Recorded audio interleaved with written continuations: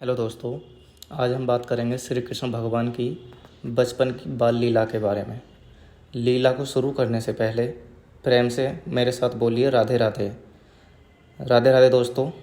आज हम इस कहानी में भगवान कृष्ण के बाल रूप की कहानी के बारे में बात करेंगे।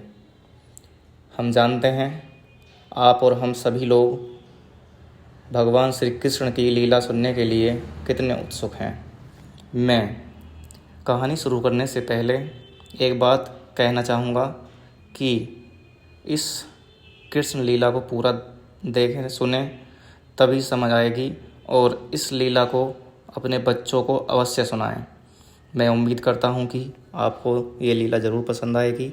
इस कहानी को शुरू करने से पहले इस कहानी को सुनाने की वजह जान लेते हैं। इस कहानी को बताने के पीछे ये वजह है कि कैसे ये कहानी माता पिता और बच्चों के एक साथ बंधने में सहायता करती है और कितने बढ़िया तरीके से मूल प्रदान करती है।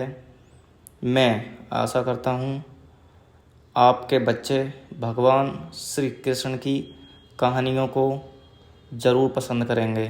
भविष्यवाणी। बहुत समय पहले मथुरा का राजा उग्रसेन हुआ करता था। उनकी 2 संतानें थीं, जो कि एक का नाम कंस था और एक देवकी नाम की बेटी थी। देवकी एक बहुत ही नेक दिल लड़की थी, लेकिन कंस का शैतानी दिमाग था।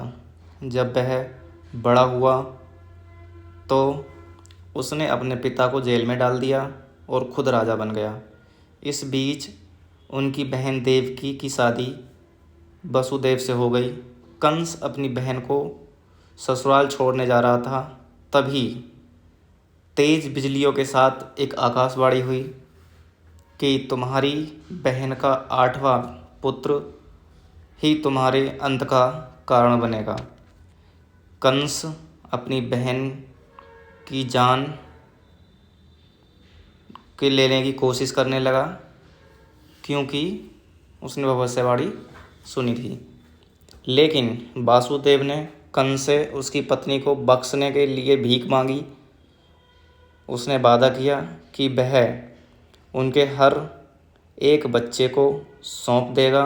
फिर कंस ने वासुदेव और अपनी बहन देवकी को सलाखों के पीछे डाल दिया। बात करते हैं श्री कृष्ण भगवान के जन्म के बारे में। कंस ने देवकी और वसुदेव को कैद कर लिया और अपने सैनिकों को काल कोठरी की रक्षा करने का आदेश दिया। जब भी देवकी ने किसी भी बच्चे को जन्म दिया, कंस ने उस बच्चे को मार डाला। जबकि देवकी 7वीं बार गर्भवती हुई तो भ्रूण को चमत्कारिक ढंग से वृंदावन में रोहिणी के घर में स्थानांतरित कर दिया गया। वंश को बताया गया कि अमृत जन्मा था। देवकी और वासुदेव की 8वीं संतान कृष्ण का जन्म आधी रात को कालकोठरी में हुआ था। यह विशेष दिन आप और हम सभी लोग जन्माष्टमी के रूप में मनाते हैं। कृष्ण भगवान का जन्म हुआ। देवकी और वसुदेव की कोठरी के पहरेदार गहरी नींद में चले गए। बिजली कड़क रही थी बहुत तेजी के साथ और ताले खुल गए। कृष्ण को टोकरी में रखकर श्री वासुदेव जी गोकुल के लिए निकल पड़े। जब वे यमुना नदी के पास पहुँचे तो उन्होंने देखा कि मूसलाधार बारिश के साथ बिजली बहुत ज़ोरों के साथ कड़क रही है। अपनी जान की परवाह किए बिना वासुदेव ने नदी के उस पार चलना शुरू कर दिया। उनके हर कदम से पानी कम होता गया और विष्णु के नाग ने शिशु कृष्ण को बारिश से बचाया। जब कृष्ण नंद के घर पहुँचे तो उन्होंने देखा कि नंद की पत्नी यशोदा ने एक बच्ची को जन्म दिया है।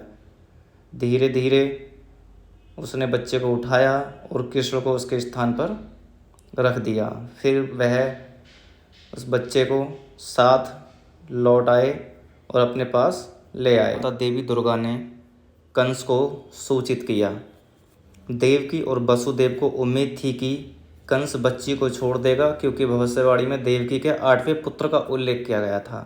लेकिन कंस ने परवाह नहीं की और उसने बच्चे को उनके हाथों से छीन लिया और उसे एक दीवार के ओर फेंक दिया। चमत्कारिक रूप से बच्चा देवी दुर्गा में बदल गया और कंस को सूचित किया कि देवकी का 8वां पुत्र जीवित है और वह जल्द ही उसका वध करने आएगा। अब बात करते हैं श्री कृष्ण की बाल लीलाओं के बारे में। नंबर 1, कृष्ण और पूतना।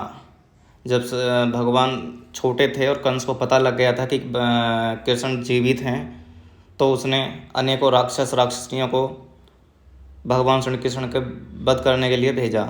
इसी में सबसे पहले पूतना गई। कंस श्री कृष्ण को मारने के लिए बेताब था, इसलिए उसने राक्षस पूतना को बुलाया।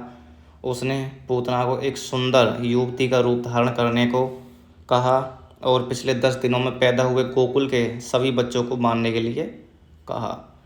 पूतना ने कृष्ण के गांव में प्रवेश किया। जब उसने सभी को यशोदा के नवजात शिशु के बारे में बात करते हुए सुना, तो पूतना को तुरंत पता चल गया कि यह बच्चा जिसे उसे ख़त्म करना है। यशोदा का ध्यान भंग करते हुए उसने कृष्ण को अपने विषयुक्त निप्पल से दूध पिलाया या स्तनपान कराया। विष ने उसे कुछ नहीं किया, लेकिन पूतना मर गई।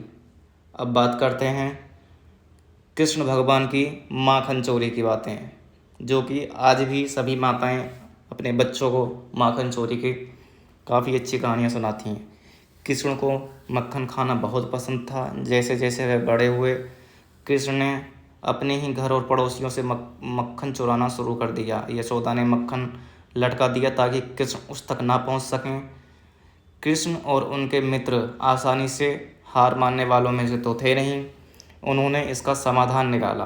अगली बार जब उन्होंने मक्खन चुराने गए, तो कृष्ण ने अपने दोस्तों को एक मानव पिरामिड बनाया। वह ऊपर चढ़ गए और मक्खन के कलश को तोड़ दिया। सिर्फ मक्खन चोरी नहीं, एक बार गोपियों को एक अद्भुत सीख देने के लिए गोपियों के वस्त्र तक चुरा लिए थे। दोस्तों, आज की कहानी यहीं पर समाप्त करते हैं और वीडियो का अगला पार्ट देखने के लिए चैनल को सब्सक्राइब कर दें।